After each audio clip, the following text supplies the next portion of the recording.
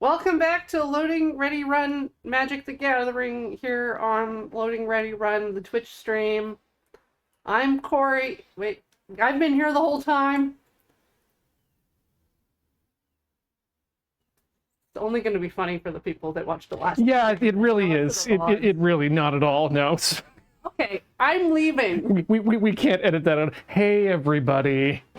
Welcome to Tailor Solder Fry here on the mighty Loading Ready Run Video Entertainment Network, where we are broadcasting once again from the Crystal Gondola, the palatial main Tiltio Studios here in beautiful downtown Victoria, British Columbia, Canada, and we're seeing frames all over the floor. Well, if that's something, that's Twitch is doing, because we are dropping 0 according to what OBS says here, and having big ol' kilobits per second going up. So, if it's kind of funky, yeah, no, I don't.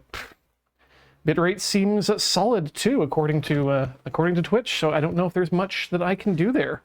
Looks like a loose wire. Okay. You know what? Now you've got me curious, and that upsets me because I'm curious. But what is Tinker Tailor? It's a let's try program, and that means that we do things that we don't necessarily know are going to be of any sort of a success. And today we're going to be doing a few little projects that we've got. We've been hanging around the house for a while here, just waiting for it to load. Watch now with this many viewers. See how much it is. We've got, oh my God, there's an ad. Of course there is. But what we're gonna do here today, no, let's mute that. And, oh. Wait, there's an ad and it's also there? Okay, weird. Very odd. Don't know how. Why do I see myself and the ad at the same time? I don't understand Twitch. No, they put it above the chat now so that you can see the Ian is max headroom. Is he? Oh, I don't know what that means. Is it a you know what? Maybe things will be better. Maybe things will be better once we get into the into the gameplay here, where we are now. Out and about in the land of Dairy Queen, and by that I mean my desktop here. Wait, just 1 second here. I need to know if I need to. No, everything is safe there. You don't need to worry about what was on that phone. Suddenly on the wrong mic sounds like as well. Well, yeah.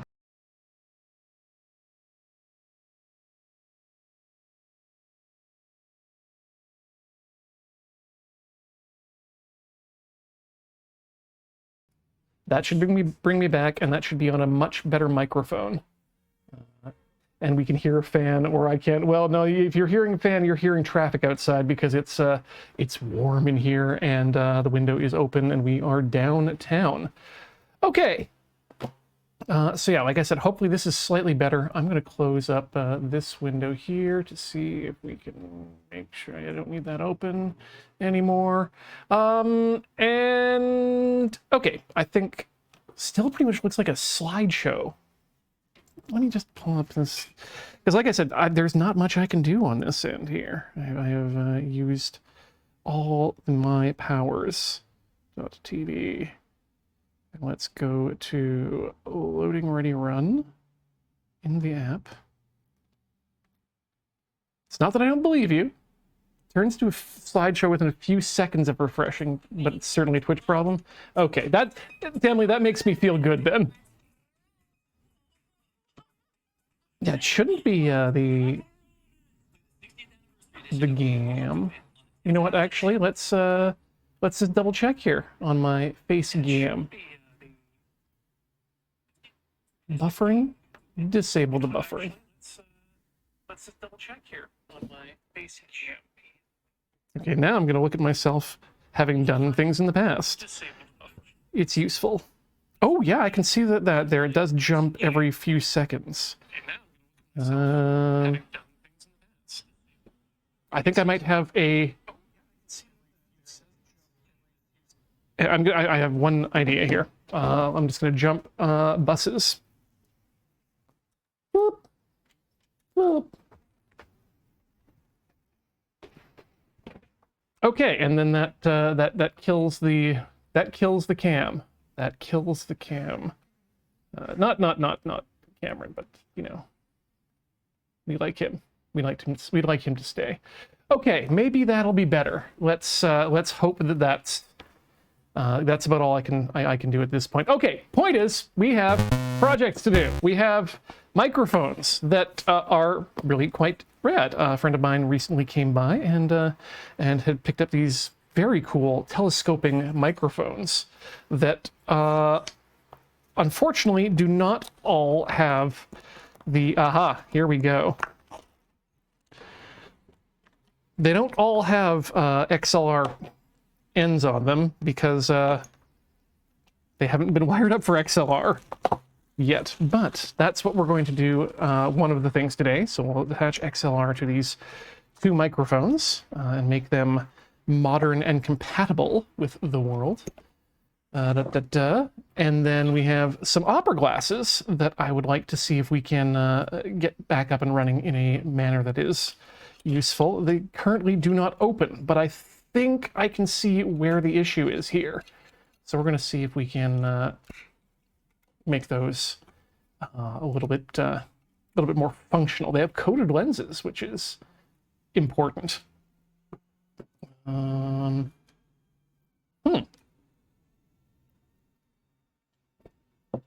Blip, yeah, I think that's the idea, is that they're going for the old school game show host look there. And finally we have this, which is a iPhone battery pack that looks like an iPhone battery pack, but once you get into it just a bit more, you can see that this is in fact a counterfeit. It's a fake. So what we're going to do is we're just going to crack this sucker open and see just how much of a fake this this battery pack really is. I mean, you shouldn't be able to do that with a MagSafe battery pack. All right. So shall we get into things right away and start with these microphones and getting that going? Oh, maybe it's local encodes is the issue. Who can say? So these are Superscope EC12 Electret condenser tie clasp microphones, the lapel mics of their day, and gotta love the way that the red, I'm not sure if it's coming up on screen there, it might be, there we go. The red of the foam has worked its way into the manual here. I do think that these do have the instructions right on them, so they are going to need batteries in them, it seems like. But you know what? We can deal with that. I've become okay with batteries being in microphones over time, because you're not supposed to just leave them there, is what I've found. Okay, this is what we wanted to do here, is we're going to need to change our balanced line into a balanced line of the XLR variety. And then you know what, maybe we'll I don't think we actually have any batteries. Maybe I'll check during a break and see if we've got some batteries that we can test this out with. But for the moment, let's get them out and have a look at what we're dealing with here. I'm just going to pull everything out for now. Come on. Oh, and there is a battery here. No idea whether or not this battery has any or enough charge, but we can definitely check that, actually.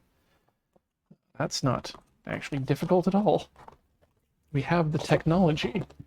In fact, let's get out the technology. Get ourselves the old multimeter out. Has the whole book turned slightly red? This is going to be like Red Rooms in the Cube. Thankfully not. Thankfully not. Okay, so it is the streams. Interesting. Interesting. Well, we're not doing much from the Crystal Gondola today in terms of big movements, so hopefully it'll be okay.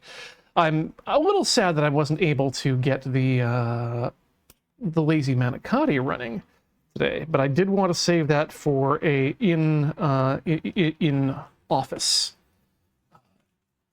experimental day. It should be fun.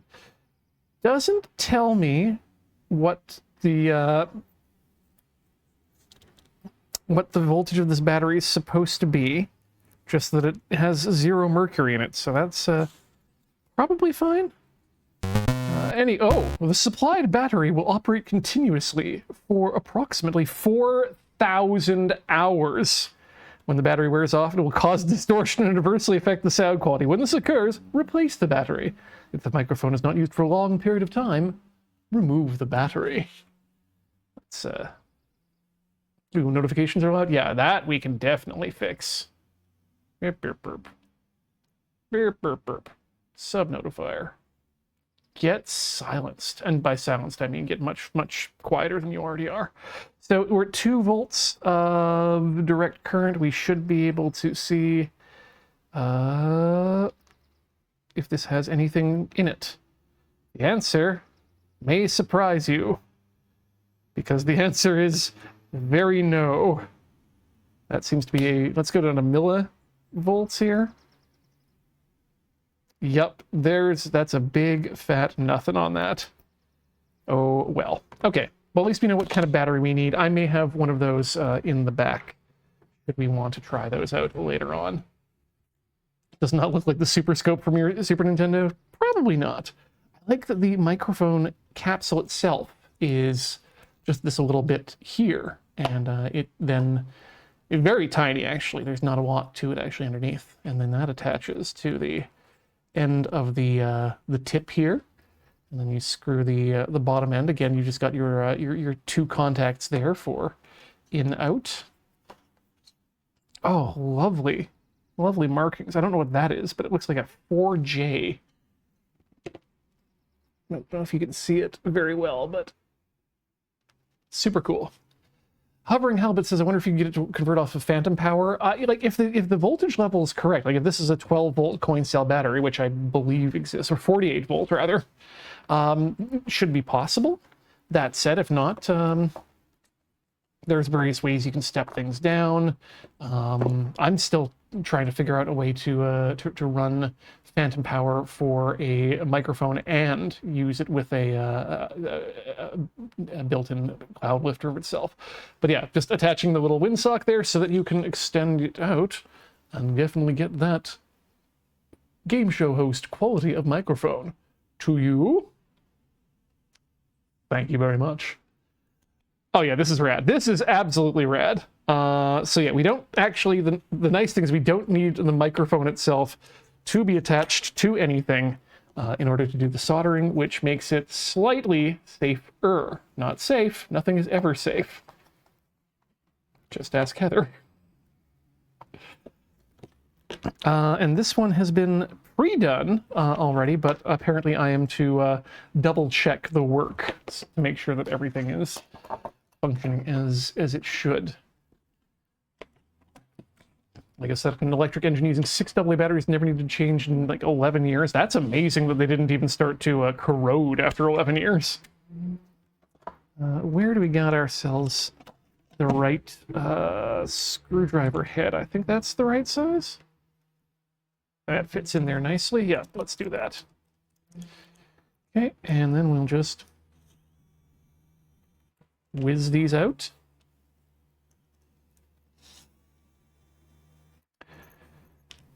Mono price. I do wish you had slightly better shipping rates to Canada.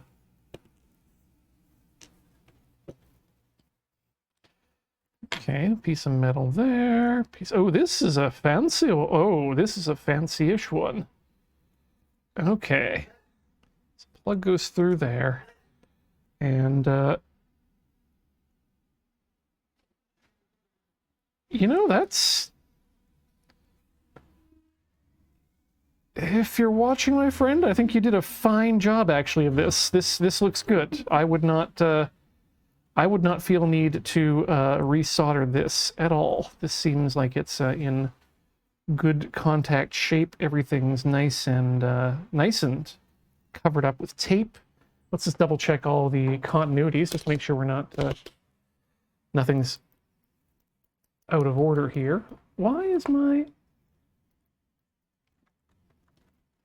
Is there something wrong with my multimeter? Yeah, common is common. That's always common. There we go. Did I just have the wrong ports in there? What's that? Let's check that battery again. Let's check that battery again. And... oh, we do have 1.5 volts. Solid. That battery's probably fine. I'm pretty happy with that, actually. Where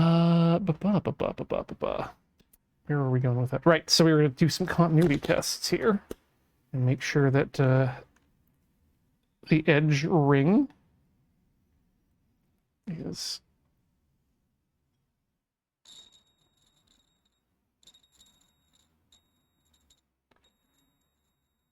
that seems good to me. And then center position.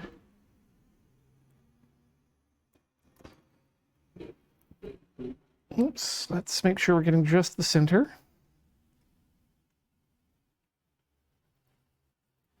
Huh. So, not quite. Interesting. Should that, well, let's see which of these pins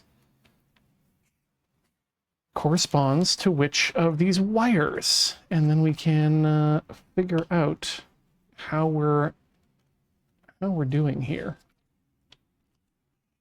All right, so we are looking at we've got the braid, and that goes to pin 1. Yeah, braid is pin 1. Let's just double check the braided area of itself too. Okay, good pin. That is pin 1. Pin 1 is good. Okay, pin 2 goes to the red marker. Let's just plug it into the back.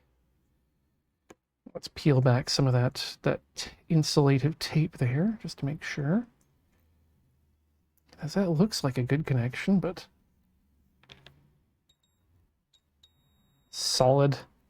Okay, let's put that back then. We might just want to retape that later.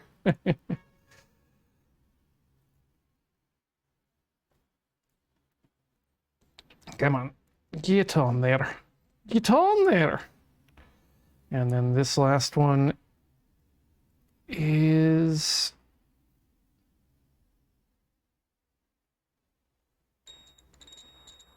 also good signal. Okay. So then what is the why are we not getting a center pin, whichever the center pin is on the microphone side? Let's check the other cable and see if it gives me more information here. Because there might be some circuitry in that microphone butt that's providing some other information. No other stuff in here, but yeah, I feel like there could be, there's potentially, well, there shouldn't be, because the microphone is supposed to just connect directly to the wiring, or should be able to. So let's compare it to the other one, just to see where it's at and what its noises make. Okay, so let's get the microphone off the top. And let's check again our connectors here. Because there's only a couple connectors. There's the center connector and then the outer ring, and I don't think that this middle bit here or this area is any sort of semiconductor to it. So let's start with the ground wire. Okay, ground wire appears to connect nicely to the ring edge. White gives me nothing. And red gives me nothing. Well, interesting. How do these things work then?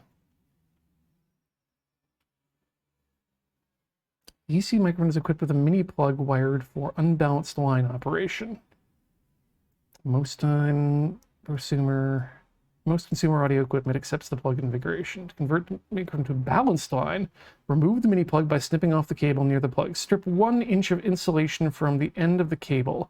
Unbraid the shield and separate the wires inside. Attach a 3-conductor plug to the cable as shown in figure 4. All right. Well, you know what? Let's, I'm just going to do a quick thing here, and I'm going to attach these microphones to my face? No, to one of the, with the one with the wiring attached already. Let's put that back together, and let's see what it does in a microphone situation. Shall we? I think we shall. Oops. Keep going.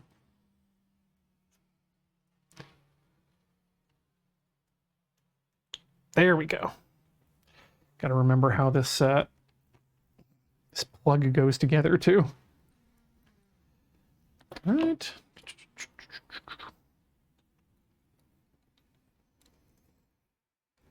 Yeah, the hot air rework station has been living its best life this past few weeks, working on doing some resin printing and cleanup, because I find that when you heat up resin, it makes it easy. It softens the resin itself, so it makes it easier, and you get cleaner breaks when you're cleaning up and removing the, oh, what do you call those things?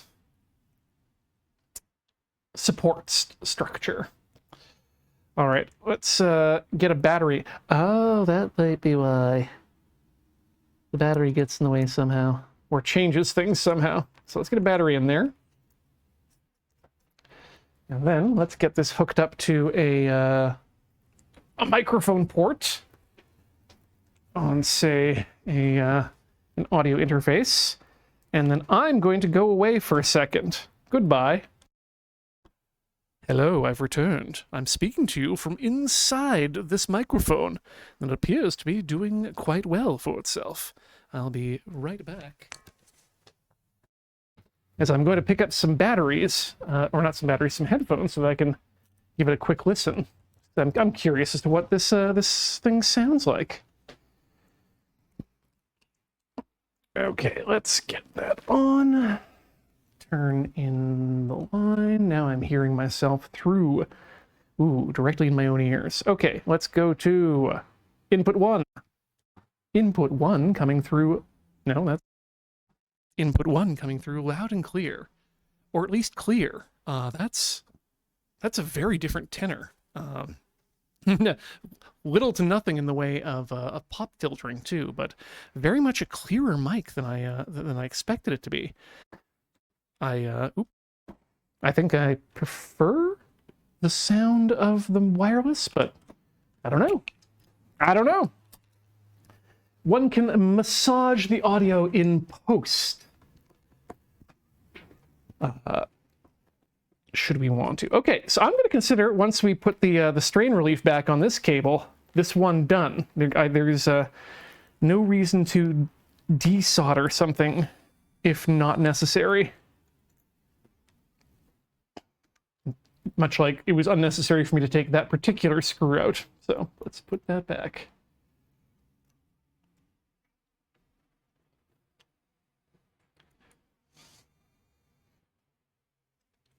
Yes, we absolutely do salute rip to an absolute real one in Akira Toriyama, one of the greats, and one of the greats who is still in the prime of their working career. I mean, old and probably should have a chance to retire, but things did not go that way. So, cheers to you.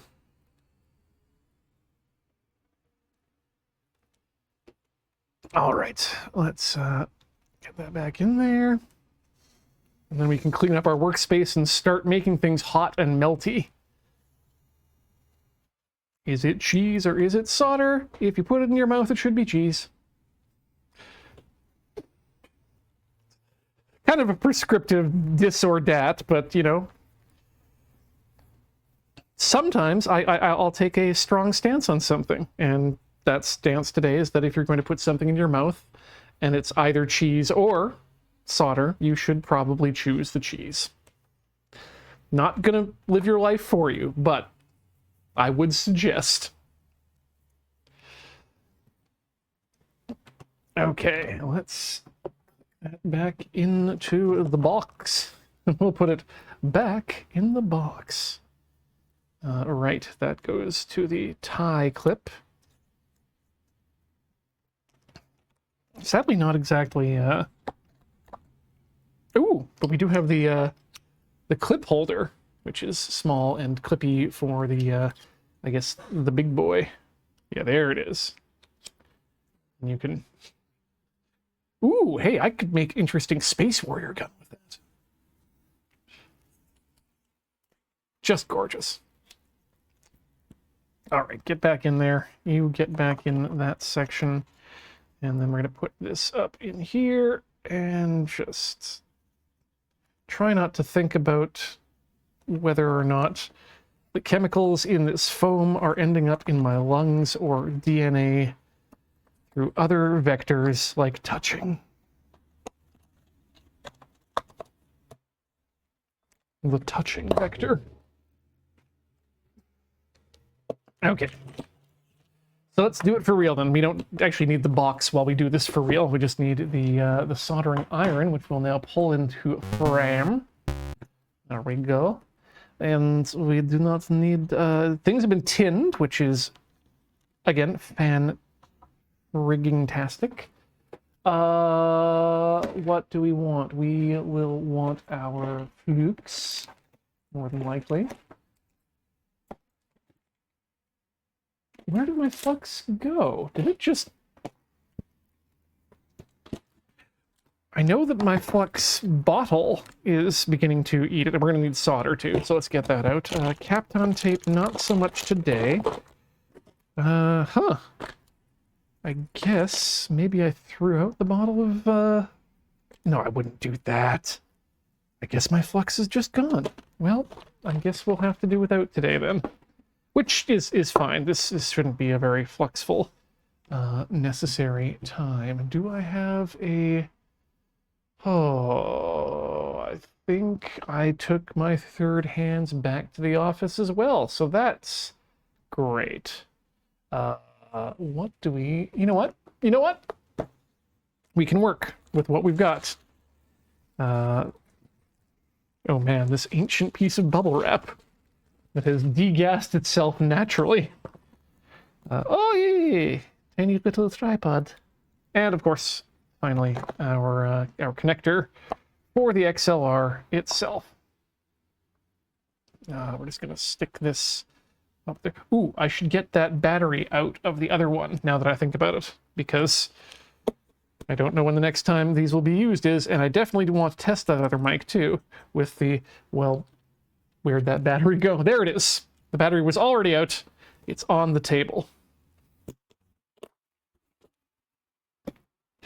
Oh, Socratic method. I do not have a flux preference.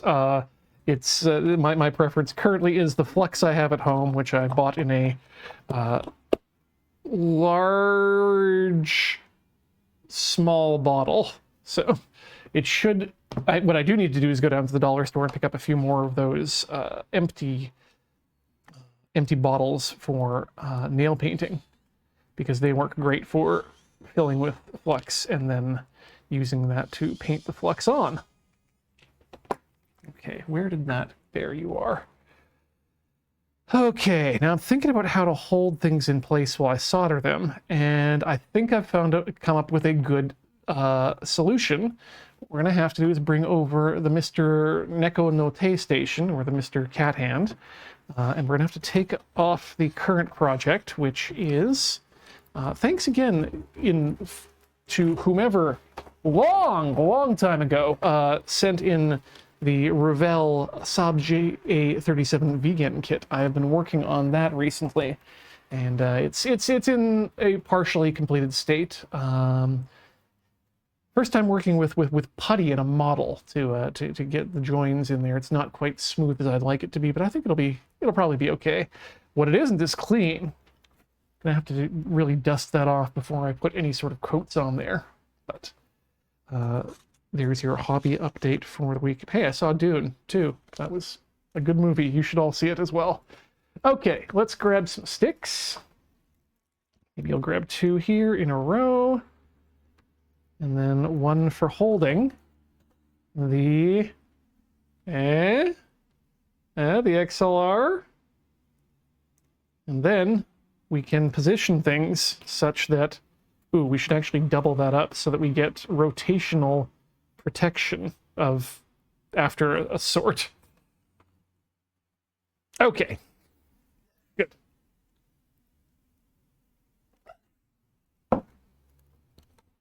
Where am I going here? Screws out of the way. Extra screw is on here. Doesn't need to be currently. Although, actually, you know what? I'm going to connect my, there we go. I'm going to connect my alligator clip to the spare terminal, which holds the screw for grounding in. At least I think that's for grounding. That way, we will have less cooling on the pins. Maybe I'll just do that there, so that we've got, again, that rotational force. And that way, we'll have a better time soldering things in. So let's start with pin number 1, which is... Pin number 1 is the insulatory. So let's just get that in the rubber guy there. Ooh, we've got, yep, everything is going through as it should. Perfect. Let's just grab a little rubber guy, or the end, which is going to now go into the thing. I'm going to bend these wires back and just get them in the grips of the alligator clips.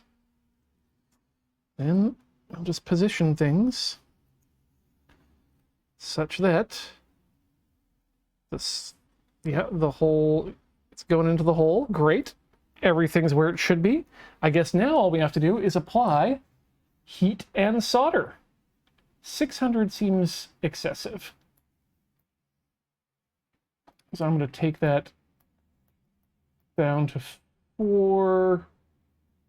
500 again. Just go straight at it. Okay, let's get that into view for you all at home as well as myself. Clean off that end. Get some solder out of the little loop. And let's see if I can make that even bigger. Just for fun. Ooh, that doesn't look that great, but it's for fun. Ah, okay, they're coming apart. So I need to... Nope. How do we keep these together? Rubber bands? Or just a big piece of tape to push against? That seems good enough. Okay, and then let's get our...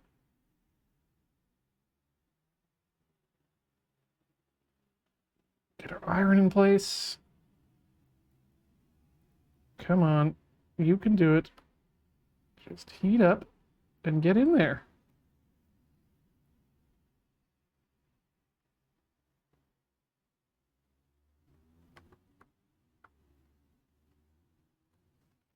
Okay, I don't know if that's a particularly good join or not.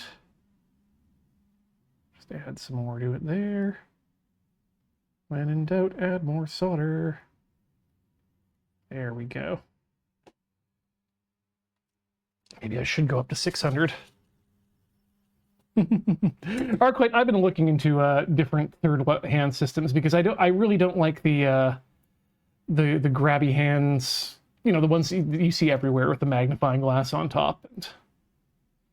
And you need to put together one of those things with the 4 pieces, or vise, to be honest. That also would be useful. But I think that's if not a good join, it is a join. And that's sometimes all that matters. Yeah, That's solid in there. Not going anywhere. Okay, next up we have number 2, which is going to be, wait a minute. Yeah, number 2, which is this one. So we'll just keep it upright. And number 2 is the red wire. So let's again stick it in the hole, or better yet, fold it over. There we go. Then stick it in the hole. Let's zoom out a bit so you can actually see what I'm talking about here. So just bent that wire, that tinned wire in the hole there. I'm going to use a set of pliers to really jam it down flat so it can stay in the hole. There we go. And then just kind of maneuver it in there. There we go. That's a nice little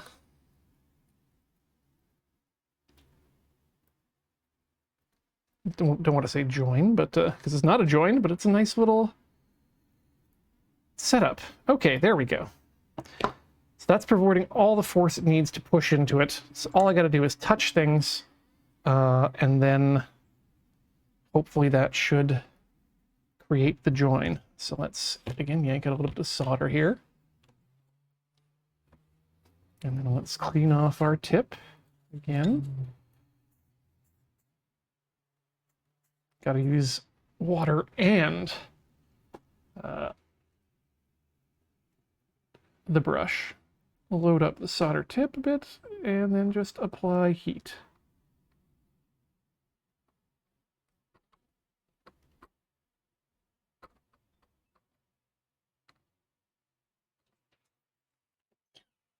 That looks like a good join to me.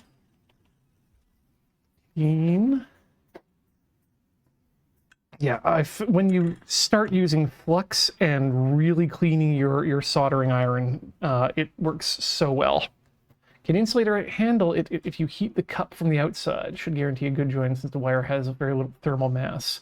That's what I'm trying to do is get the outside, heat up the wire and the pin itself at the same time, because I have melted these in the past, but that's a much better. Look at that. That's nice and even, nice and smooth. Nothing's coming out of there. Great. I think we have figured out our plan. So the plan is fold wire in half, tamp wire down,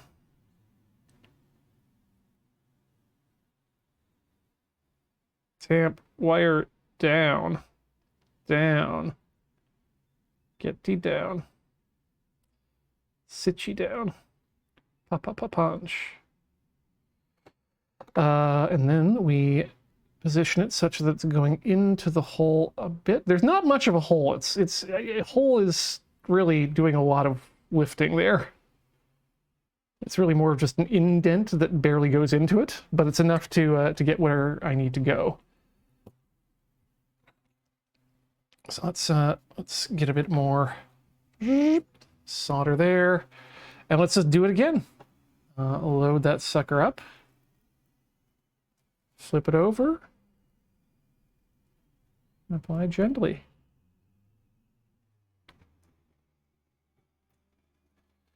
Man, I really need to worry about my my hands.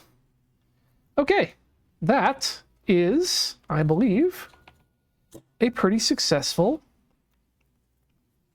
job of soldering up that XLR connector. It's only burning my hands a little bit. And done in such a way that none of the wires can even touch each other unless they're somehow ripped out of their sockets. Which tells me we're done here. At least on this one. That's something. Okay. Let's button it up, and then let's take it on over to the land of Dairy Queen for some testing of the mic in the machine.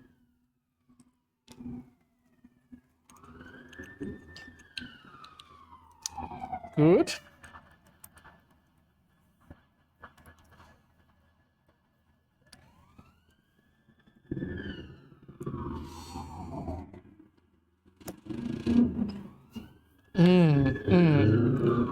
We're just getting the trifecta of motorcycle plus police vehicle plus ambulance. That's real good there. Go.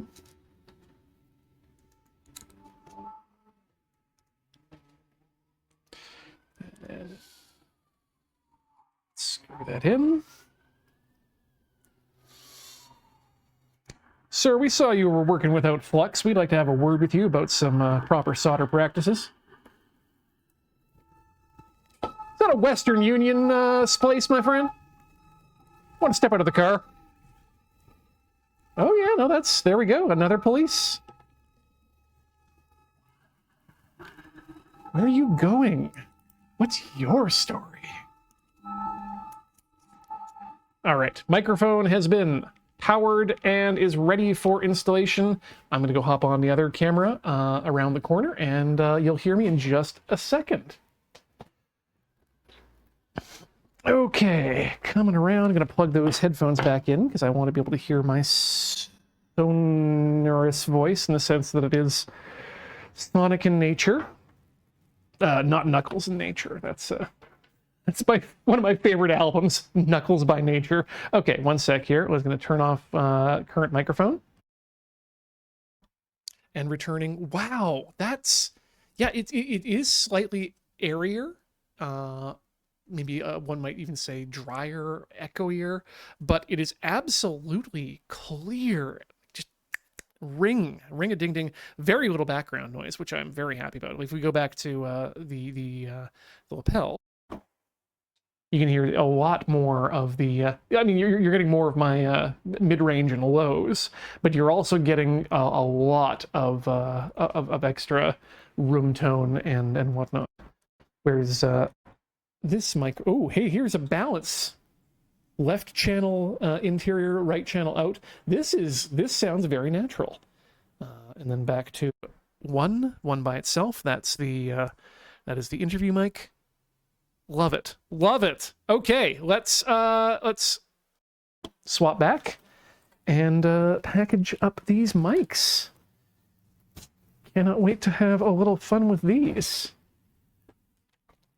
Yeah, this one seems muffled in comparison. You know what? Let me see if I can fix that just a bit.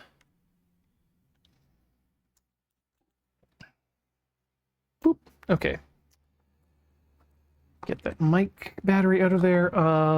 Just gonna use a little bit of my masking tape to cover it over so that it's not exposed to anything electrically. Have to get a few more of those. 4,000 hours, though, out of this one battery, apparently, is all you need.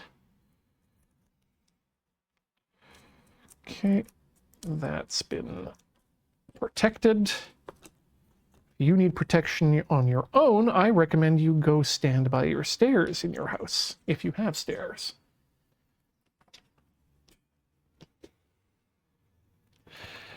Okay, and wrap.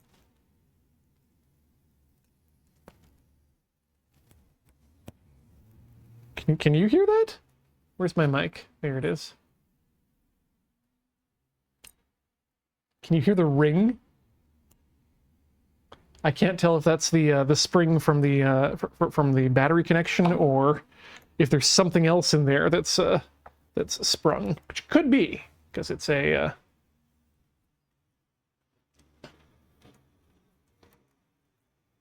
It's not a bad microphone. Heard nothing? Okay, so it's probably it was probably a bit below the noise threshold. It's very, very low.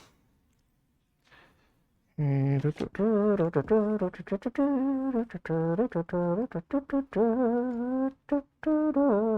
there we go. Oops. No fume extractor, Socratic method. I have the window open for heat and also ventilation, but mostly heat. So that should do me. Also, yeah, Canadian. No OSHA here. I have to deal with WorkSafe BC, which is fine. It's good that we have worker safety programs in many countries. Okay. Wow. I like it when we are efficient. One project down. a few to go. Let's move the soldering iron off the table here so that we're not, or at least off the work surface so that we're not worried about that too much. Okay, next up we've got this set of opera glasses here, and they're meant to be spring-loaded, I believe, because I've run into these things before. Not this exact set, I think. Maybe I have, but should be spring-loaded, should spring open, and these lenses should go whoop forward and into place. And they are not whooping in any manner. So, but the spring is intact, and I can see that here at the top. But I think what's happened here, this actually looks like it's going to be, in fact, a very easy fix, and I think you can see it too. You can see right on this side here, in the middle, on the flat thing, when I hold it at a certain angle, come on, there it is. You can see a bit of white there. That means that the this pin here is not all the way through, and that's what's holding the spring element, which is right in the center there, in place. So I think if we can get the spring back onto its guide loop, we should be able to just have these work as is. There's a bit of rust in here, but I can't really do much about that. I wonder, I'm going to check if unscrewing these does anything, because I was looking at it earlier, and everything else appears to not be screwed down, but to be just riveted. So if anything's going to come apart and make this easier, it's going to be that area there. But we'll have to pay attention to how it goes, because I don't want to ruin these. Is that an appropriate size? Yes, they are. Wait, is this an even more appropriate size? Yes, it is. Oh, yeah. You're the screwdriver that I want.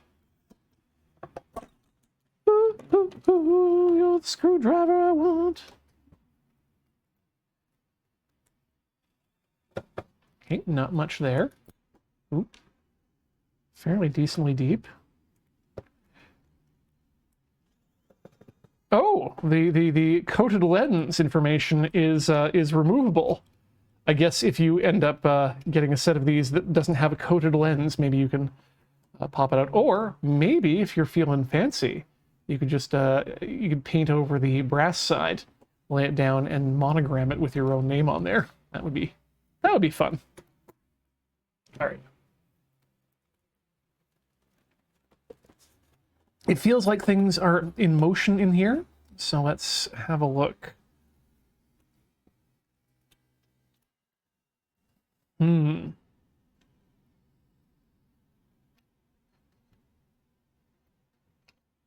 Okay, let's see here. So those... Oh, okay. This actually does come apart, I think. Somehow. Okay, this is going to be dicey, this part. But... you know what? Let me, where's a spudger? Or something I can use as a spudger. Hold on, I need a chopstick. You want something with a little bit of heft to it. Because what we're going to try to do here... do I have any disposables, or do I have to just make sure to wash one really well when I'm done with it? We're washing one really well when I'm done with it. Okay.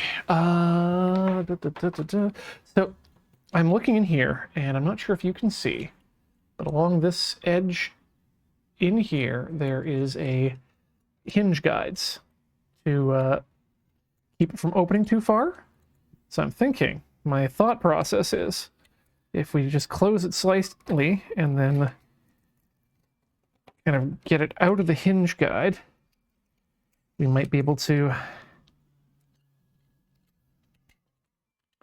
get in there a bit better. Okay, so it needs to be pretty closed up to get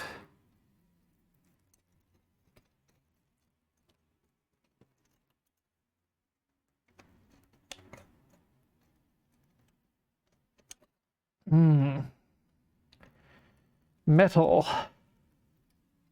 Nature's metal. Okay, that might not be the right tack here. Or is it? Everything just feels a lot looser now. And yeah, I feel like as soon as I can get those off, we're in for a treat. Maybe I need actual needle nose pliers for this. Yeah, that's what we needed. To get these out of the way. And then same on the other side. There we go. Now it's open. Now we can get at the mechanism inside here. What's holding that together? Is it just slight hinge motion? Or is it just bent in the way? Okay, there's a slight hinge underneath again for, I guess, difficulty? Just for difficulty in disassembly? Right. But there we go. Those come up like that, and then don't.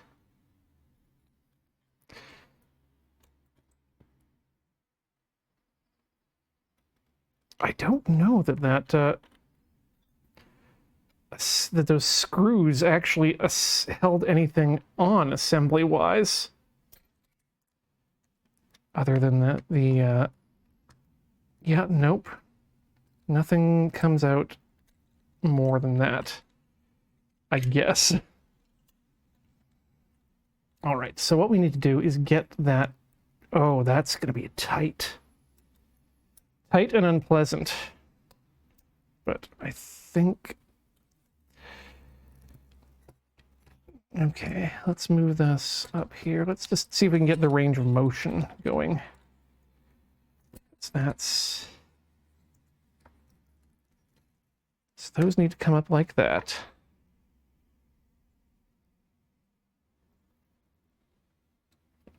And then does that?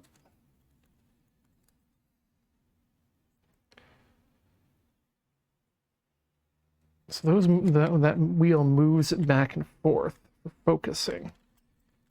Wonder if I can just send it. Oh, there we go. There we go. Now we know. Well, kind of. You don't really know. But there we go. You can definitely see here that that's hey, it was made in Japan. Cool. So there's one hinge there, and this hinge we've kind of worked its way out. So we'll have to put this one back when we're done. But it looks like the opera glasses themselves, these pieces are fine. So let's bend our little hooks back into place too, so that when we do put this back together, it will function as normal, quote unquote. He said, hoping quite a bit. Okay, this is going to make things a lot easier now that we're in here. Like, oh, now that we actually got the whole thing out, I see how this thing goes together. Oh, this is an interesting design. Very cool. Very cool. Okay. How to go about this? Do you think it's best to remove the whole thing and then put it back together with the springs? I think that makes the most sense to me. So let's do that, question mark?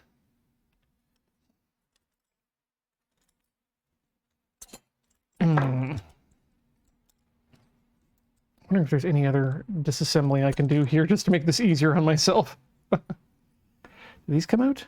Oh, they do. Okay. Ah, the eyepieces unscrew. Haha. Beautiful. And then this part just comes right off. Oh, and you can see the edge of the lenses there. So very not ground down. The springs absolutely still have spring. It just needs to be pointed in the right direction. So, I think I'm just going to grab, not that, something with some teeth to it. I will be right back. Just need teeth on the plier itself, is where I'm getting at. Otherwise, I think we're just going to end up slipping. So bring out the multi-tool. Could use a wipe with Brasso, I assume. Maybe? I unfortunately do not have any Brasso, but I'm wondering if I can just fingernail it down. It should be. Okay. All right, so we're just going to yank this back.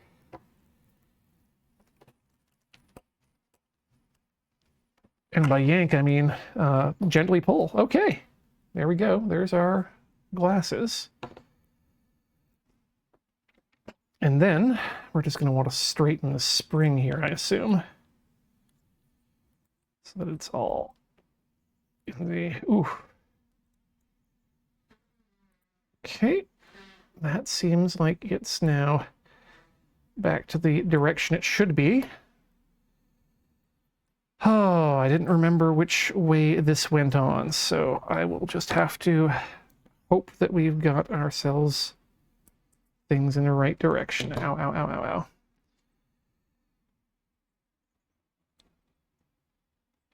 So I think that's what we want, is this bottom bit underneath there, this bottom bit up there, is what I'm thinking.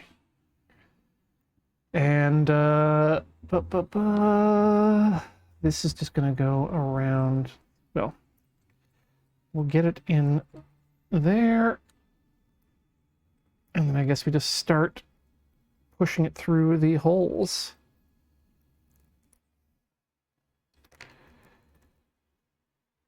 Come on. Go through the holes. Okay, one of these sides is is drilled, so let's use that. Okay, that goes in there. That goes through there. Not exactly the most precision of instruments, but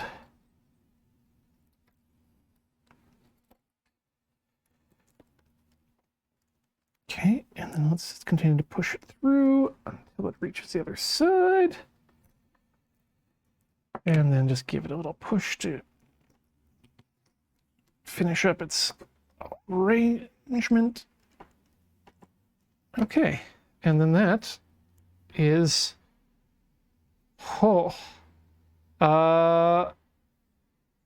beyond where I needed to be. So I've bust up there.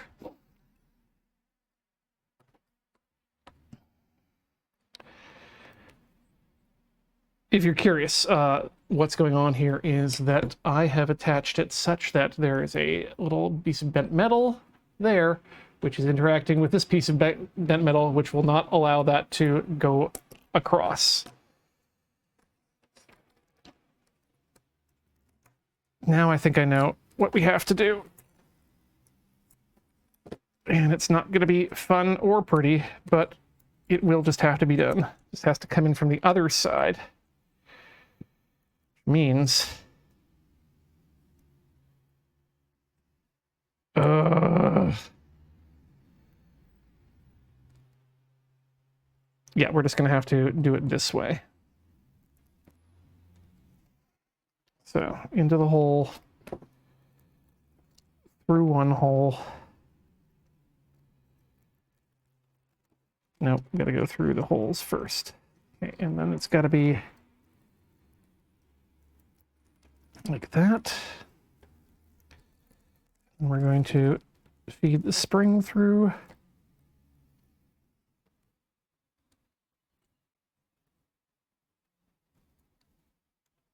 And it's got to be spring in the other direction, because otherwise it's not going to provide any tension.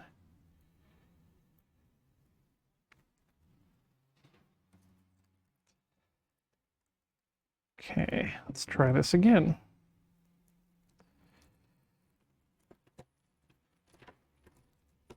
Try this a third time.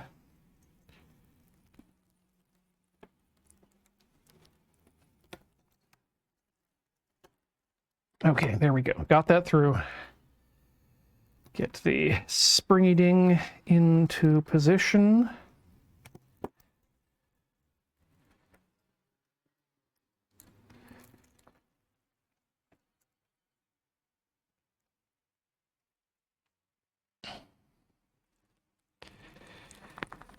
Position. I think this is how we want to do it. Yeah, this feels right. Okay, and just kind of shove it. No, we need to pull out the rod just a bit to deal with space. There we go. Okay. Connect the rod through. Rod is in position. Now, it's just a matter of figuring out how the spring is supposed to work. I think I've actually got it backwards, but I think this might honestly work just fine. See. Come on. Okay. Up through the hole and into position. Okay. That is a good flippy dippy. Right. Now, how to get the rest of this back together? Okay,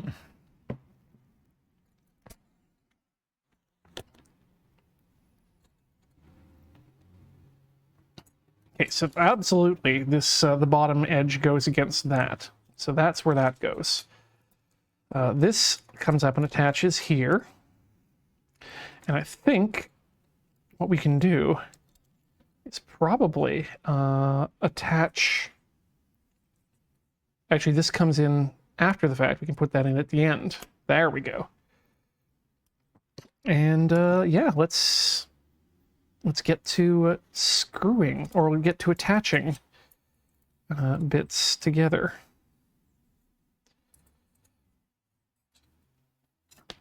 Oopsie. It's got to go through there. But it's also got to go through those. So we've got to get that up on top, like thus. And then connect these. Aha! This is how it goes together. Then we can connect these two bits from the back end. It's probably fine. Okay, so those are now in position where they won't come apart. This needs to be yanked back a bit. But... God, can you imagine your job being to put these things together? That would be a not great for me. Yeah, I don't know. I'd probably pick up on it pretty quickly. I don't think I'm getting to the point where I'm making money or getting any sort of a raise for this work. Okay, so we didn't get it far enough in because we need the focus ring to be in that area there. So let's reopen that up.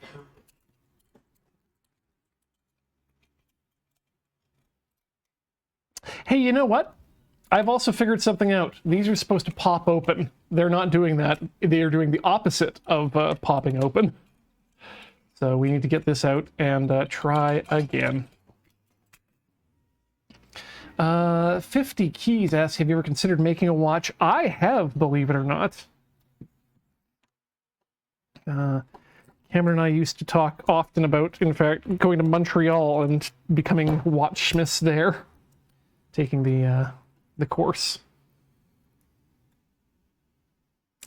Okay, so we need to take this all apart and rethink our life. I think that spring just needs to go in the opposite direction because we want it springing shit open, right? So that needs to go like that. Yep. Okay. So we're going to do this and this. this is going to go down here. Down there, yep. And then we're going to start by putting the pin through. Then, once the pin's through,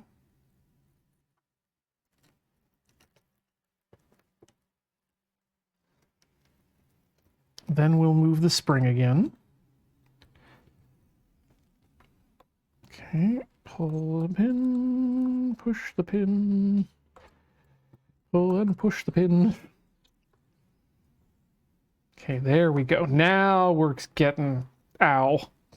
Now we're getting ow. Okay, and then this just pulls through. Come on. Clicks on the other side. Just clicks on the other side. There we go. That is locked in position. Flippy dippy. Very tight. Very happy with that. Yeah, I can see how this kind of would feel a bit like a watch making a system or thing. Okay, so that needs to go, no, open up, and we want that to be up, so exceed is up. So it's going to feed that through there. Kind of whoop, that was in place. And we got to whoop the whole thing a little bit farther back to get the, come on, to get the focus wheel in to position. Let's just open that up again. Focus wheel's back where it needs to be. Those glasses are on their clips, so that's good. Let's hook one end of that. And hook the other down there.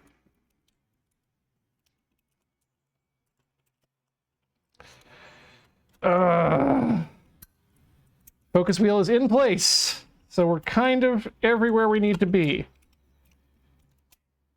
Those are going to, yep, those stop the process. Wait, no, that's the wrong way! Ah! Everything's upside down again, so let's take those apart. We want the slidey action to be touching the blue metal. The eyepieces I do not believe need to be screwed in first. I think I figured out how this thing actually comes apart, and it is simpler than I thought it was. Okay, so those go there. We then get things into position here.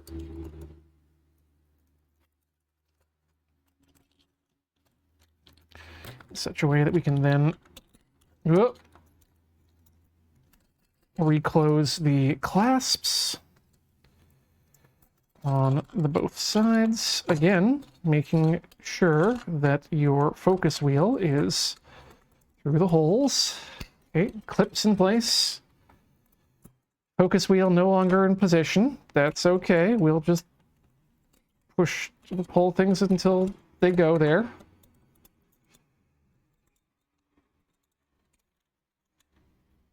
Come on. Okay, you know what we're going to do? Is we are going to pull this back again until I can see that both of them are in where they need to be.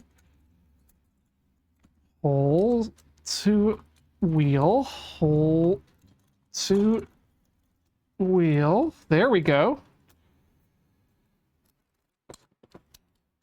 You know what, this might be easier if we attach the back first? I don't know. I honestly don't know.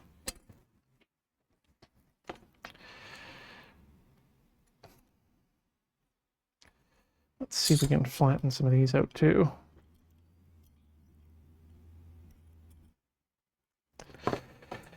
Okay, let's try that one last time here. In there. Can we just fold that down? Yes, we can. Can we do it in such a way that we can clamp on the sides while doing that? Yes, we can. Can we do it in such a way that we can keep the whole thing closed? Yes, we can. Okay. We're moving up in the world.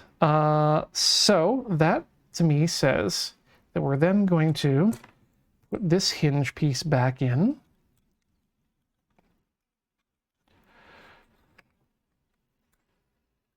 So that is now hinged in the right place. Then we're going to not put those on, but we are going to slide these down the edges. Get that kind of covered over. Oh, yes. Look at this. Look at this. Okay, coated. Yeah, let's get the screws in first, and then we can add the other ones back. And maybe add just a bit of glue there to get that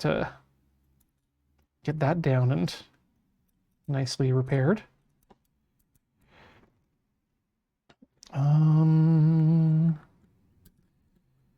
God, I should really pick up some sewing machine oil to keep at home for situations like this.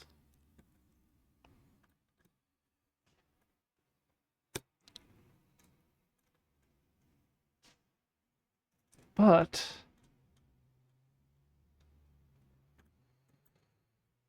this wasn't even enough work to qualify for my hourly rate. Okay, that's one. That is the other. All buttoned up. Let's get those eyepieces back on. Yeah, maybe we'll try the other side first.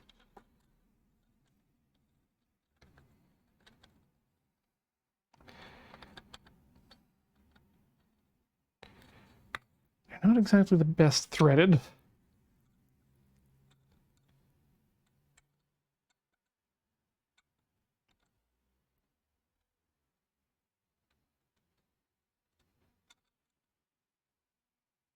Very fine threads. Too fine, in fact. Okay. So I don't want to cross thread it at all. Is that there? No. God, I hate these fiddly little bits. Oh, that's how the focus works. Eyepieces come in, eyepieces go out. You can't explain that. But at least I can get them out a little farther. Okay, that one belongs on that side.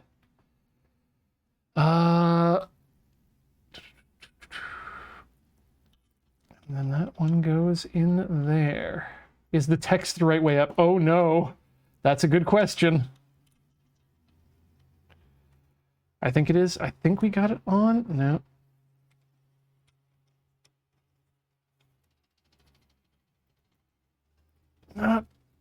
Yeah, that seems right-ish. Yes, that's good. Coated lenses up. Let's put them back in their holes. There we go. Did we get it right side up? So up is top. Let's see.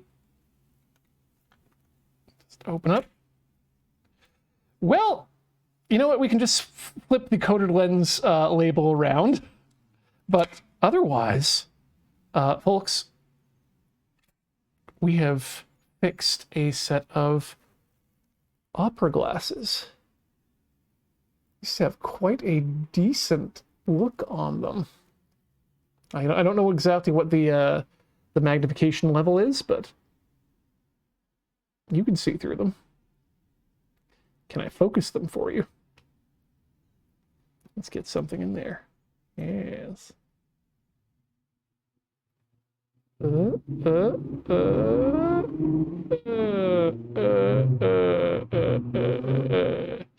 Also, fighting with autofocus is a different thing. 3 times this Google? Okay, well that seems fine. All right, we want to do one more thing with these. So, I look like an observer from the Fringe series. Love it. So yeah, let's get that the coated lens thing fixed up.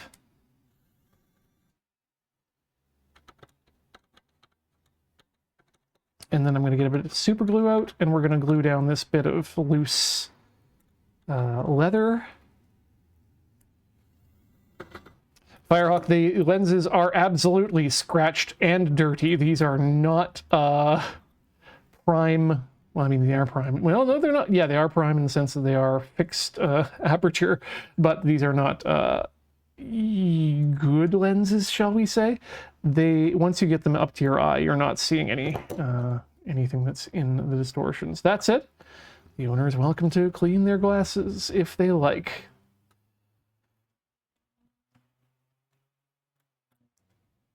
Okay, get that down. Get this down.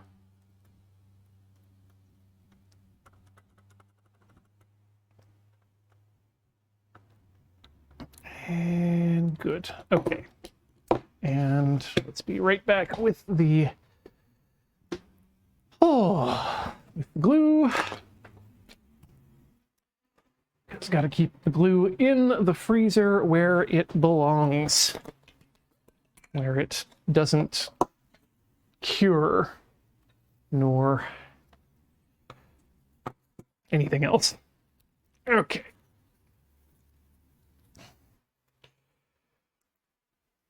Ooh, this is starting to get, oh yeah, that's getting mighty built up there. Let's see if I can wipe anything off. And then not touch anything else with that hand. Okay, managed to avoid too much super gluing of the hands. Let's just hold that back. Oh my, is it all coming off? It all wants to. Great. So we'll just add a little bit of glue there, and then we'll smooth that out. Around the edge. Not much. And then we'll just use a Q-tip to roll that out to the various positions it's going to be. And then clean that up later on with them. Get rid of that extra cotton there. All right, and that, to me, looks like a good little set of, once again, let's check. Lens up. Writing up. Perfect. Oh, that feels real good to actually actually repair a thing for once. I'm going to give another stare out of the screen there. Yeah, definitely need to adjust focus to get the closer things in view, but it's definitely possible. All right, you know what? That, to me, sounds like this is a good time for us to take a short little break. So we are going to do that. So I'm going to get up, stretch my legs, swap my fluids, and put away some fluids too. You should do the same, and we'll be back with more Tailor Solder Fry in just a few minutes. Don't go all the way away. Alley-oop.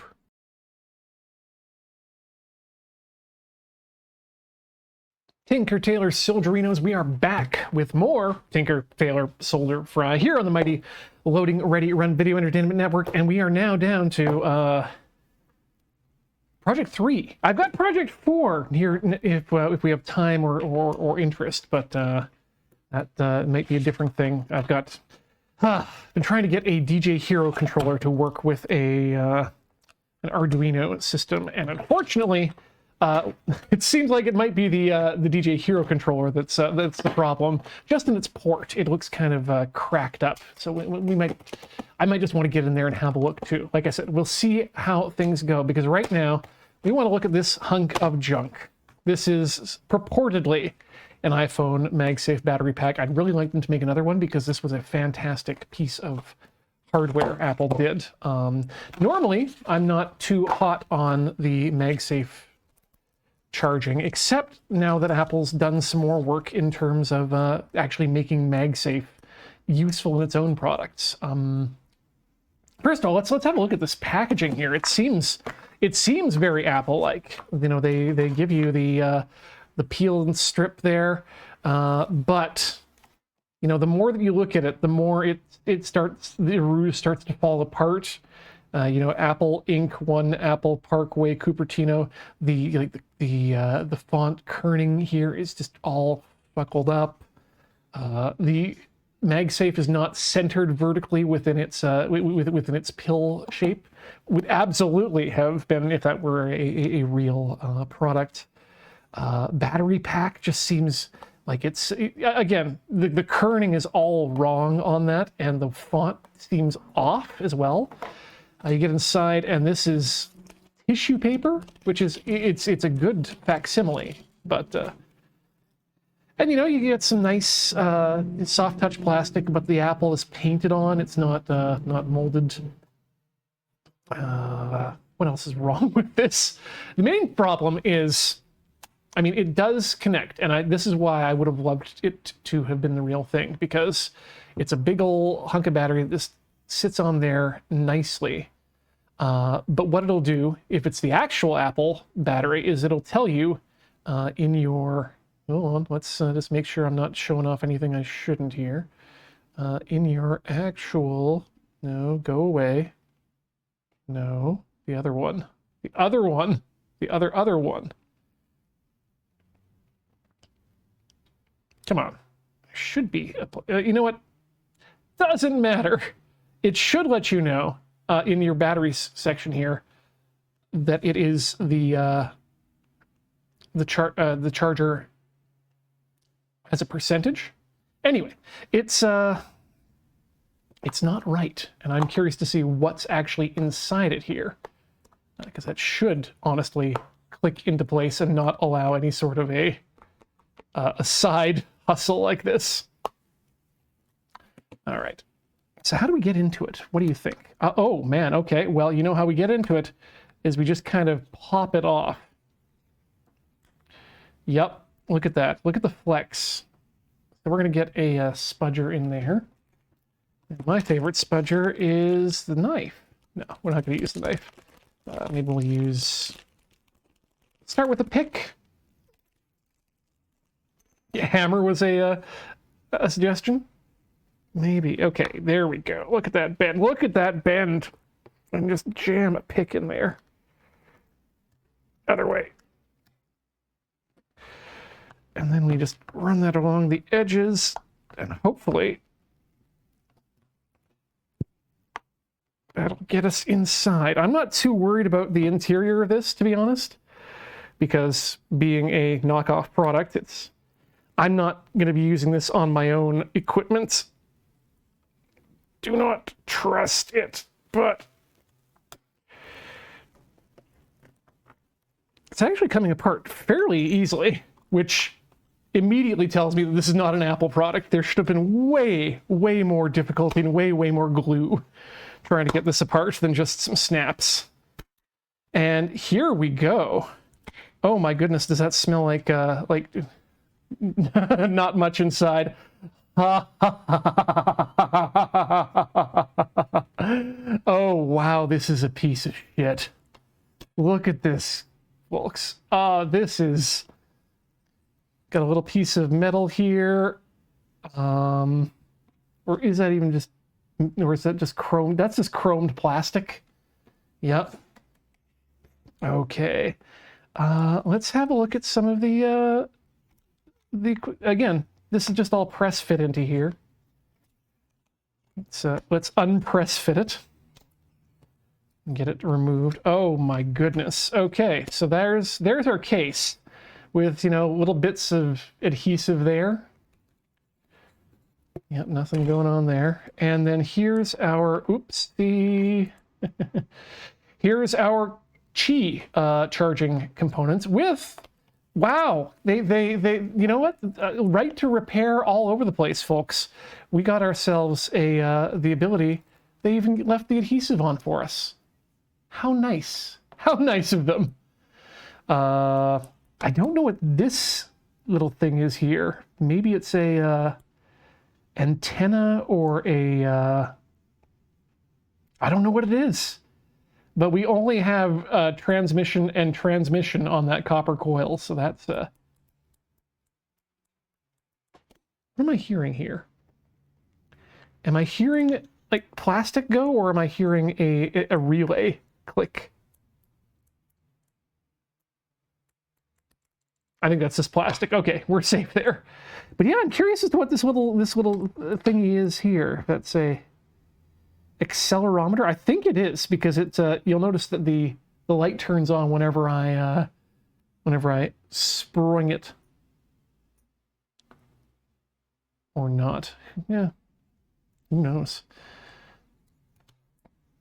But let's take this battery out and see what we're dealing with here. Let's be careful with the battery, because it is a lithium ion, and those do tend to like to blow up when they're punctured. Ooh, this is a large friend. Again, the smell in here is amazing. Let's just peel that off. What do we got here? This is this may be the best part of the battery.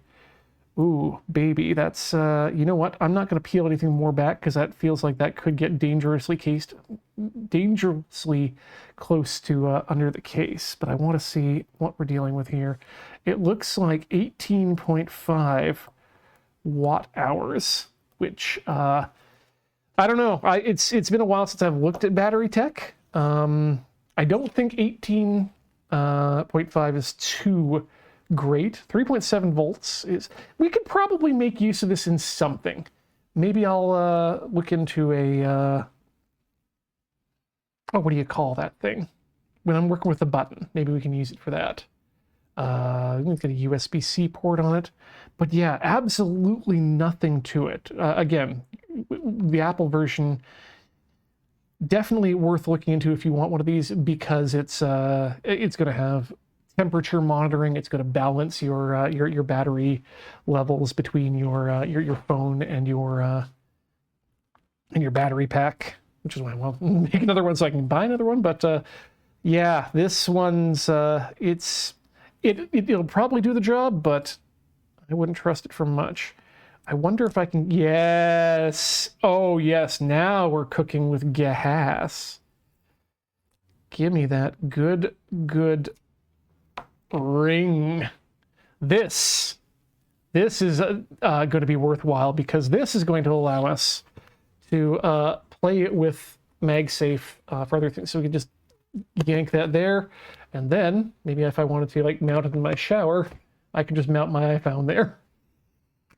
Honestly, this might just end up in the kitchen, to be honest, just so I can put the phone where it's necessary. 18.5 watt hours is 5,000 milliamp hours for one LiPo cell. Pretty standard. Okay, that seems fine. Like the battery is the dumbest portion of whatever these things are. So as long as it's like not a recycled battery, I guess it should be useful. Yeah, we'll figure something out for it in the future. In the meantime, gonna put this on the frying pan that I keep my lithium polymer projects on. Just in case one of the batteries decides that it wants to become a spicy pillow. At least it's not going to burn a hole through the floor or the table. Oh, they might be lying? Yeah, that's a good point. They might also be lying about their battery size. But yeah, if nothing else, we got ourselves a nice little set of some really good strong magnets in a circular form. So I'm gonna say good on that. Put that to the side. That was faster and easier than I thought it was going to be. All right. And actually, honestly, a lot less destructive too. I expected that to be a real bloodbath for that piece of equipment. But all right. Lastly, then, let's start disassembling a DJ Hero controller, because I need to get that working so that Heather and I can play Spin Rhythm on some hardware. That was the original point of all this. Right. Quixotic Scrivener, we are doing the opposite of destroying today. We have fixed two things, made them usable. Okay. Nope, that side is up. DJ Hero, stars in his eyes. All right, let's get this out of the case, and then put the case cover back on, and then put the case on the ground. Yeah, if you ever find yourself saying, man, I should really pick up a DJ Hero controller the next time I see one so I can use it for rhythm games, and then someone immediately the next day says, hey, I got a DJ Hero controller for free that I'm not using and don't want. Anyone want it? And then you say yes, and then you get DJ Hero. That's actually a... Dang, I should remember this this setup for future rhythm streams. Did Rhythm Cafe play DJ? I don't know if we actually played the DJ Hero game itself. It might have been before our time, but yeah, it's a Wii controller. You put your Wiimote in there, you stick this in, or you get a little fancy thing that converts Wii into Wii nunchuck controller attachments into USB. Yeah, one of the other things, but yeah, let's flip that over. And first off, let's remove the unnecessary portions. Wheel can go over there for later. You know, maybe if I need to. Maybe I'll just keep this thing on my desk as a fancy scroll wheel. I mean, it's got enough interesting little bits and bobs to it. You know, analog stick, analog dial, analog slider with a center function, 2 buttons. This could be its own little macro pad, to be honest. But we're not here for that. We are here to torques every day. What size torques are we looking at here? We are looking at torques of unusual size. Come on. Come on. That appears to be torques 8, I want to say. That feels good. I'm going to take it up. I'm going to try the next step up, the 9, and see if that's... 9 is definitely the one we want. That's the one with the full grip. Or maybe 10. Maybe 10 is the one we want to be using, actually. That also has a full grip.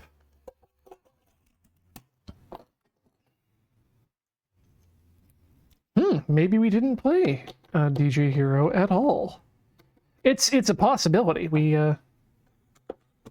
do play a lot of games. Let's be honest. All right. Well, let's start at the beginning. A very fine place to start. Was that Dune, the movie, the original David Lynch movie? Or am I thinking of like a different film that starts that way? So first of all, Socratic method. Not technically a Nintendo peripheral, just a peripheral that ran on Nintendo hardware. I usually would have security Torx bits, but thankfully I think ahead, and when I purchased this set of... this is a really good set of miniature screwdriver bits, by the way. I highly recommend Pro Tools. Oh boy. But yeah, handy little set, nicely organized, magnetic, and it's got everything I need in it.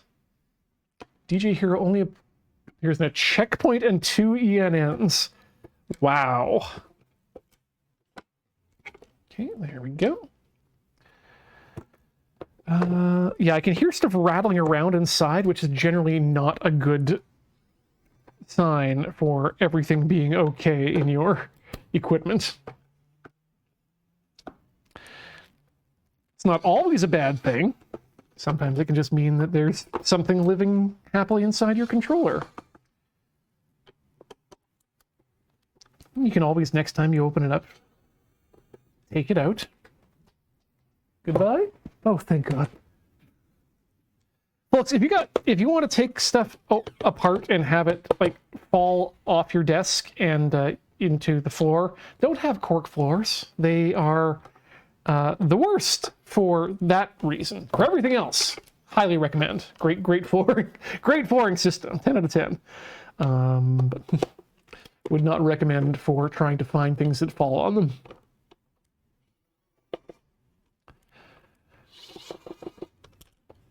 Oh yeah, that's the other thing. I think this set also, if I recall, it's got the stars. It's got this weird non-torxy thing that's just a plus bit with that's not quite. It's kind of flat on the top. But I'm trying to remember if they include a tri-wing in this set, and I don't know that they do. That might... Nope, they do. 3 different sizes of tri-wing screwdriver, plus a couple different forms of just straight-up triangle bits. So, yeah, good set. Good set. Highly recommend for dealing with Nintendo's bullshit. Okay, yeah, let's flip this off. Oh, yeah, you know what? There's more inside. On that side. On that side. More screws. An inconsiderate hat. Yeah, this is probably my my bougiest unnecessary purchase that I love because it does a good job at what it does. This is the ES121 from Miniware screwdriver. Other miniature wireless powered screwdrivers are available, but you know, just for small disassembly jobs like this, it does exactly what I need it to. Okay. So we need to take all the screws out. Boo. Ooh. Yeah, definitely finding some disintegrated rubber. I have a feeling I know what we're in for here.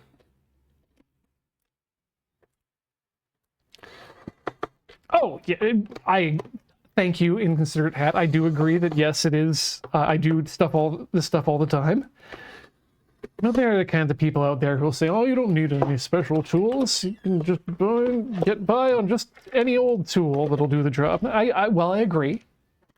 Sometimes it's nice to have a little luxuries in your life, and this is one of mine. It's a unnecessary purchase in the sense that I can just use any screwdriver to get this same job done, but I do like the way this one does the job. All right, here's an interesting comparison to what we just saw in that Apple, or that knockoff Apple piece here. This is just all empty space and a few circuit boards. Anyone know what this sort of white stuff is? Is that this cleaning fluid that they've fuckled up? Oh, okay. You know what? So here's the problem. I'm pretty sure that what's happened here is that, however, that this connector has disintegrated in the way that it has caused the... I'm pretty sure there's shorting out going on in here, which means that it's annoying. So it's annoying because I purchased a very specific piece of hardware to put an Arduino on so that it could connect to one of these nunchuck controllers. And I'm just looking here and saying, huh, you know what? Could have just, you know, wired the Arduino directly to the board here.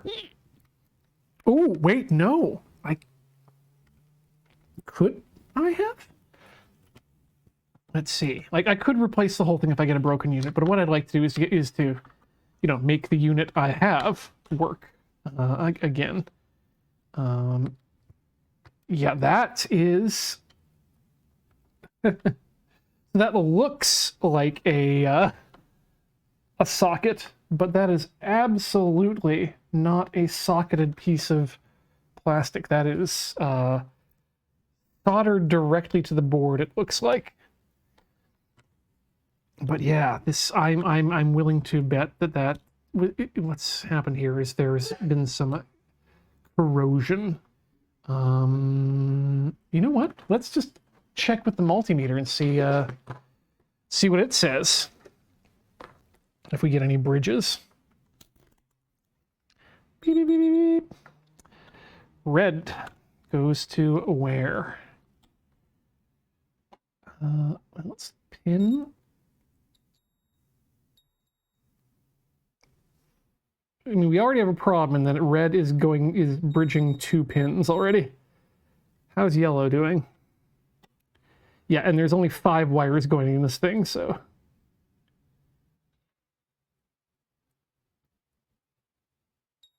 Okay, yeah, yellow is only going to 1.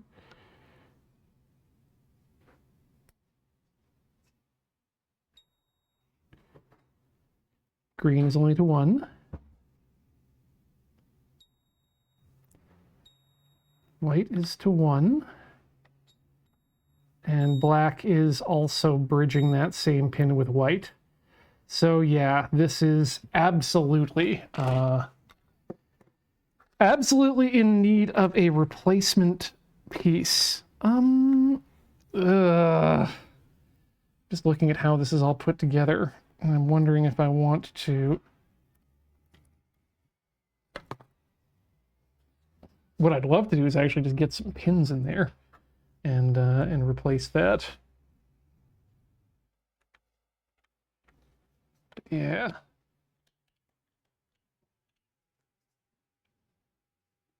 I could solder that out, but I don't want to take everything out of here as well.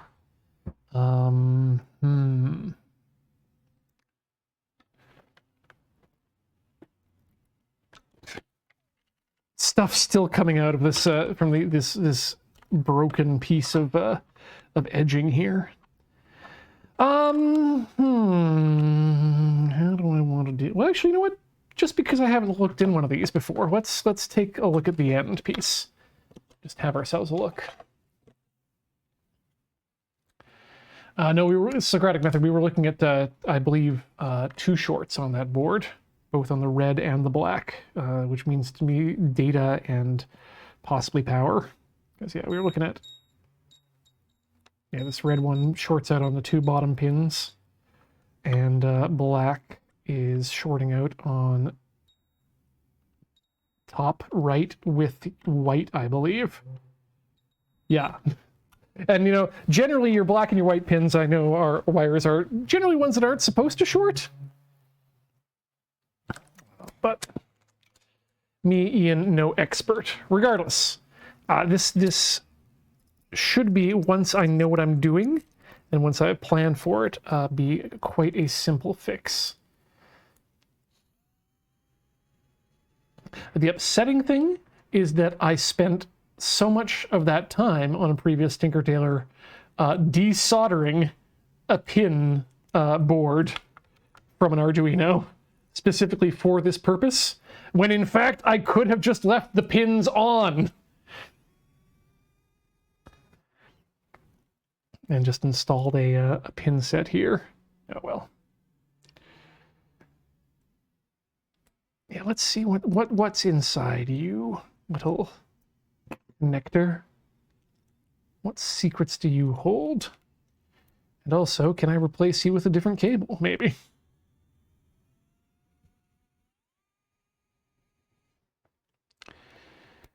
All right, let us open the gate. Come on. Come on, there we go. No 62 MG Cobra. In fact, if you'll give me 1 second, you know what, maybe we can do some planning here while we're at it.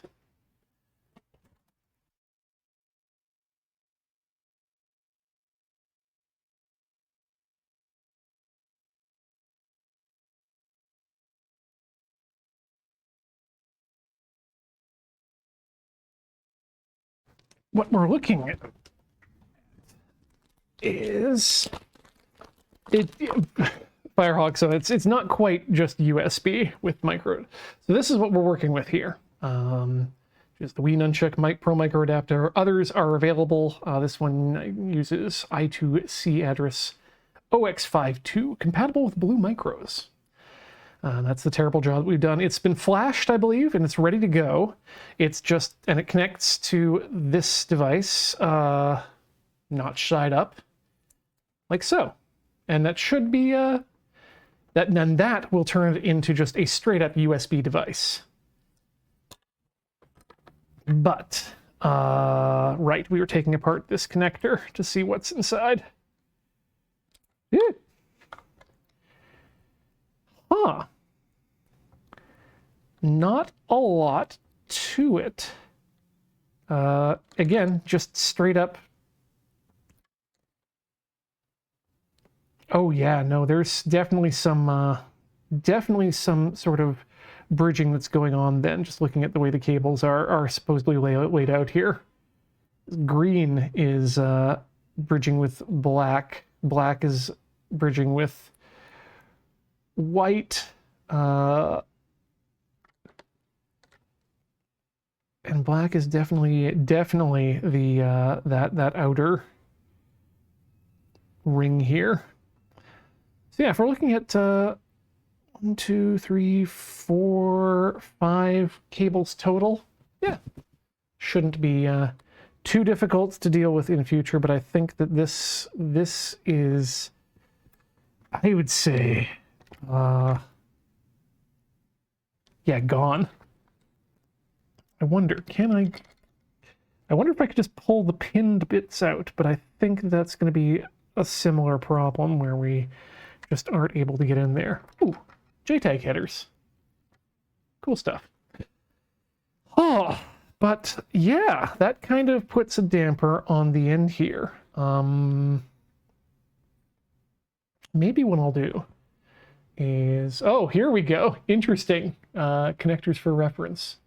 SDA, ground, and SCL, 3.3 volt, not connected.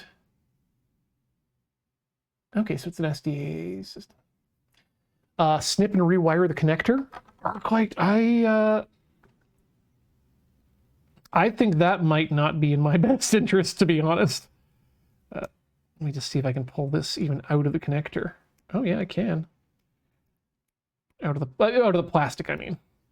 To really get at it. Ooh, this is a yeah, you know what? This is not going to be something we rewire. This is a wire. Wow. What parts of you do what and come where? You go in, or do you go in? You go in, but you don't go in far enough. Yeah, I'm not going to be able to. I'm not going to be able to deal with the pins in there. We'll have to try, but don't have a lot of things that I need for that, including I think some equipment, but not limited to some equipment. But yeah, I think I've also not completely, but mostly hosed this connector, trying to get it to come together. I'm not even gonna. Oh, no, there it goes in. So maybe I will put it back together just to have it available. But I think what we'll do then is I'll take one of my other Arduinos, one of my other Pro Micros, and what we'll do is we will flash it with the proper firmware, and then we'll have to, because yeah, we're not going to be able to just pull this off the connector board and get it in there. We're going to have to desolder it, and I don't think I want to desolder it without knowing, or at least having kept a good record that I know where it is, which I'm not going to be able to do today, of what order those pins go in and what wires go where. And then, of course, we can keep this this other nunchuck adapter available for other future nunchuck projects. We can go straight USB with the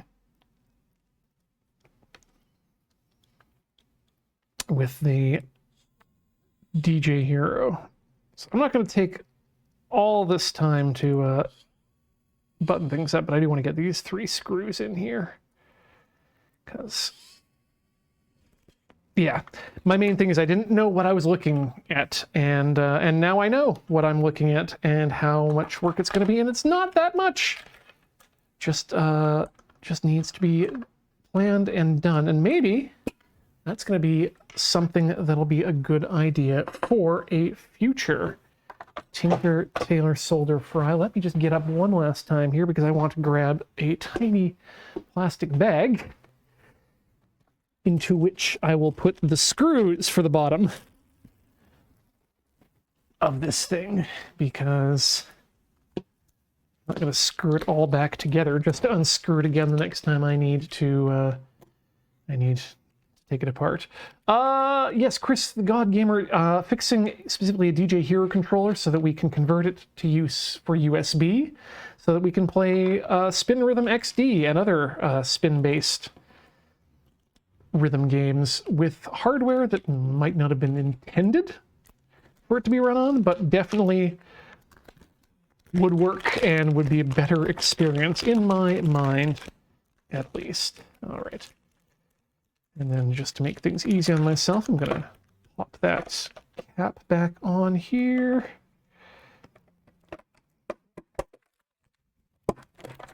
And then that can just live like that.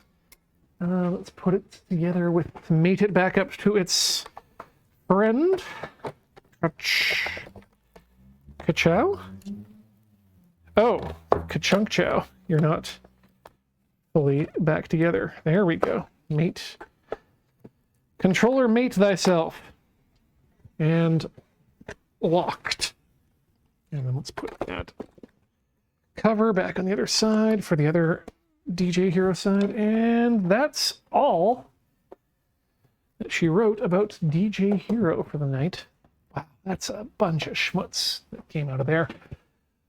Folks, that's going to do it for Tinker, Tailor, Solder, Fry for the evening here. Thank you so much, everyone, for watching. It's been an absolute pleasure having you here as we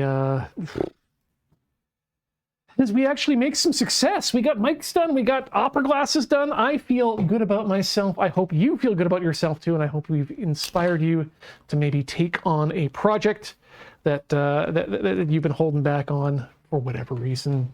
Maybe now you too can get out there and let's try. A reminder, of course, we want to remind everyone that everyone who watches this program makes the program happen, because if nobody sees it, it didn't happen. But we also want to specifically thank those of you who are so kind as to help us out monetarily over at twitch.tv/loadingreadyrun, youtube.com/loadingreadyrun, and of course, at patreon.com/loadingreadyrun. You're the reason that we keep doing this, not just because we couldn't do it without you, but because we wouldn't do it without you, because no one would watch, and that would be very sad. But for the moment, we're going to call that a night. We will see you in a fortnight, never in fortnight again. Ever forward, learning out of spite. Good night.